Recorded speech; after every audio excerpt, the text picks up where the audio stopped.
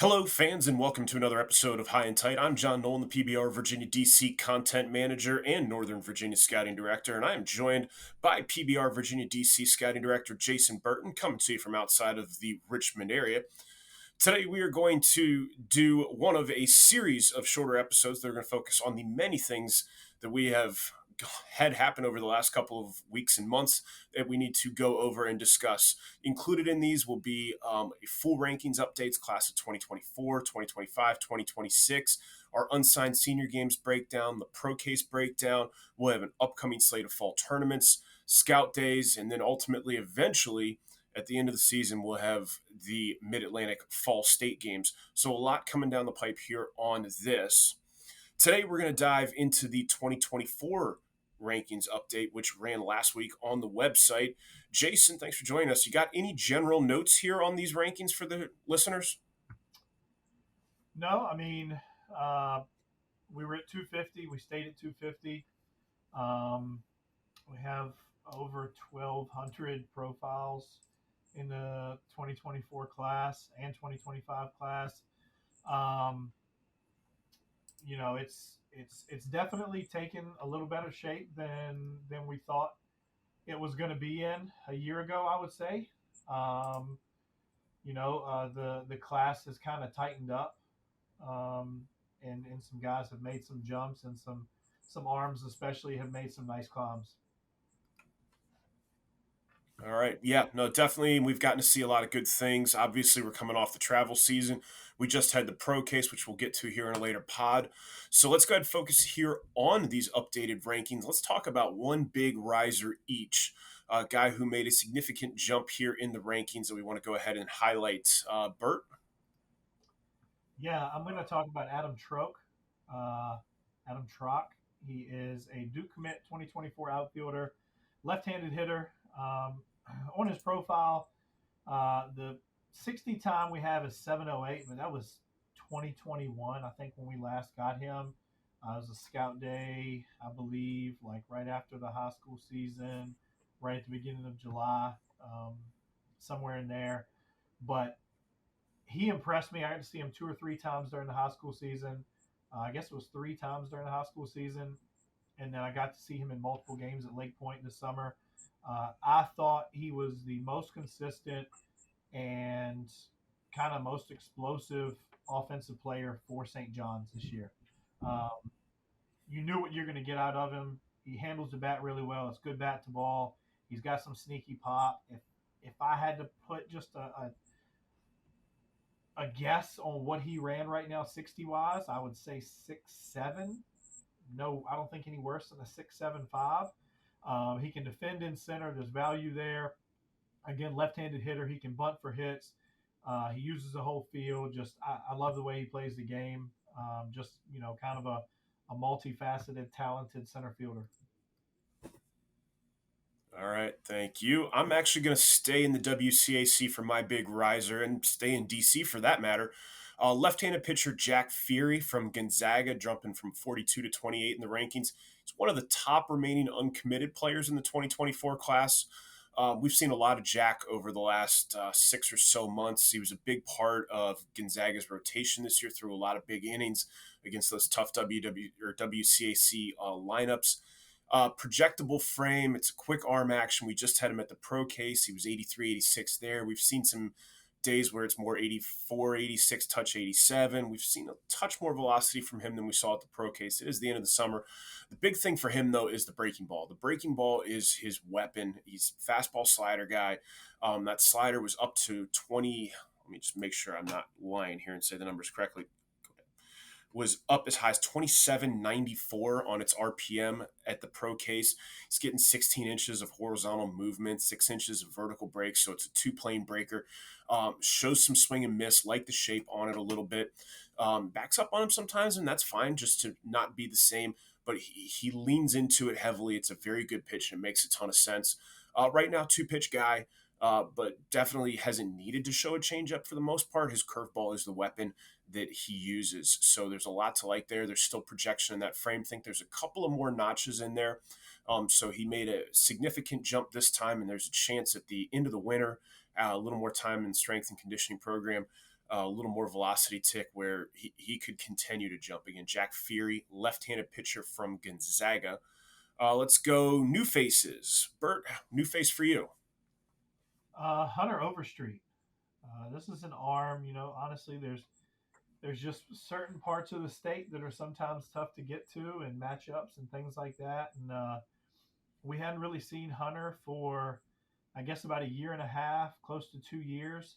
Um, and he's listed at 6 foot. I feel like he's a little bit longer, a little bit lankier than that. But listed at 6 foot 170. Uh, Long arms, long limbs, left-hander. Ball really takes off out of the hand. He threw it an off-site down at the national championship at Lake Point. It was up to 88. I know there were 8 schools there. Ultimately, I want to say 24 hours ish later, maybe not even that. He committed to Longwood, who was on hand at that offsite game. But just very interesting left-hander. Like the way the ball comes out of the hand.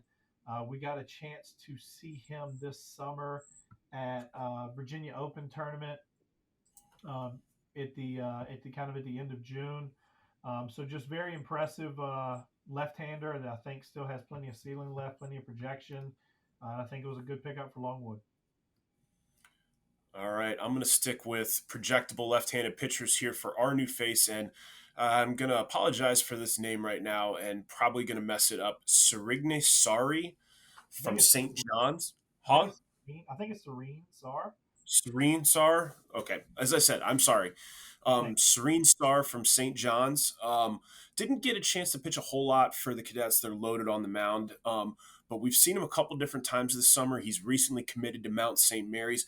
I personally got a chance to sit on him during the Mid Atlantic Program Invitational Mappy in June. Was really, really, really impressed. It's a 6'2" frame. He's got a long arm action. It's loose. Throws a very, very heavy baseball. His mix in that game was primarily fastball early, 83 to 85, but it was a lot of just sitting 85. You can see that there is more velocity in that tank. Showed a changeup, flashed a couple of breaking balls later on in the outing. It's got a chance to be a decent pitch. He's a kid who doesn't have a lot of mileage on his arm, which will be useful. There's a lot of untapped potential in there for Mount St. Mary's to get their hands on. Probably going to have a pretty big senior season for St. John's this year. And again, that's Serene Starr, and I'm apologizing for messing that last name up or the name in general. So let's go ahead and talk about one more pair of guys. One player we want to keep an eye out for on the next update, a guy we think could make a jump here on this next update. Bert, where you want to go here? I'm gonna take a layup, um, and I'm gonna go with our This current. is more like an alley oop. Let's be honest. Yeah, yeah. Uh, I'm gonna take. I'm gonna take the current number 2 player in the class, in Griffin Burkholder. Um, I know it sounds kind of petty, like, oh, we should keep an eye on the number 2 player. He jumped 2 spots from number 4 to number 2. He was banged up a little bit during the high school season multiple times. I think I went to see him in a scrimmage, and like first at bat, I believe it was, he got hit in the hand, and he was done for the game. And I think he had kind of a nagging injury a little bit later on. It was kind of coming back towards the end of the season. I just don't think he ever really got in a rhythm and kind of in the flow of things during the high school season. And man, he took off this summer. Kind of exploded at ECP down in Alabama in front of some scouts and in front of one of our national college supervisors, Dave Seifert.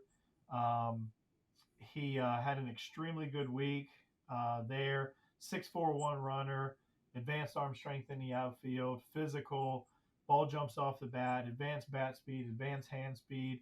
And kind of the reason I say look out for him is, like he had a few good weeks and a good month or two.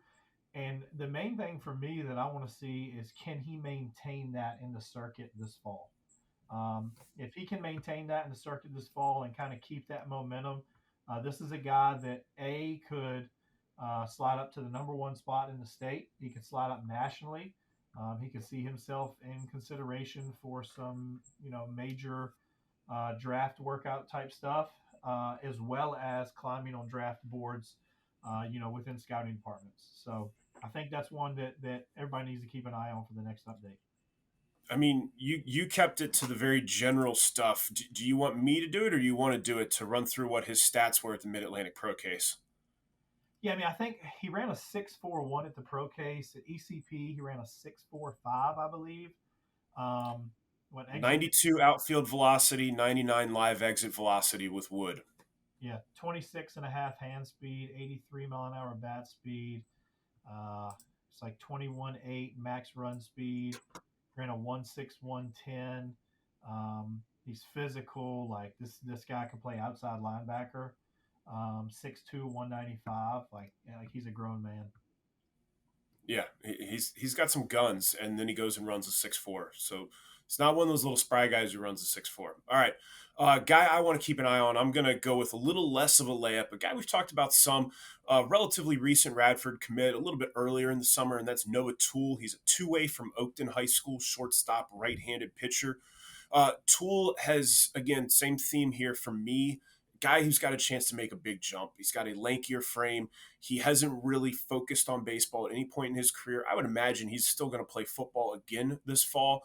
But now that he's committed, I would like to think that he might really start leaning into that baseball lifting, even during football season, trying to add some good strength to that frame, and maybe even continue to work out a little more during the football season than he has in past years.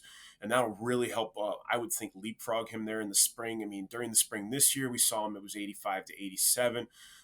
There's some spin on that breaking ball. He legitimately has a chance to defensively stick at shortstop. He's a true switch hitter. There's a lot to like there. There's a lot of potential. There's a lot of upside. And again, still a relatively raw prospect because for the most part throughout his high school career, he has been shutting it down around July 25th to go play big time football in Class 6 in the Northern Region for Oakton. So we'll see. Like I said, I imagine he's not skipping his senior season of football, but I could bet that he might be able to target that lifting a little more specifically, especially now that he's committed. So I'll be curious to see what he looks like after the summer or after the off season. Again, that's Noah Toole, shortstop, right-handed pitcher from Oakton. The only other thing I'll say, state games coming up November 4th and 5th. If you are interested and you haven't requested an invite, you may want to do that.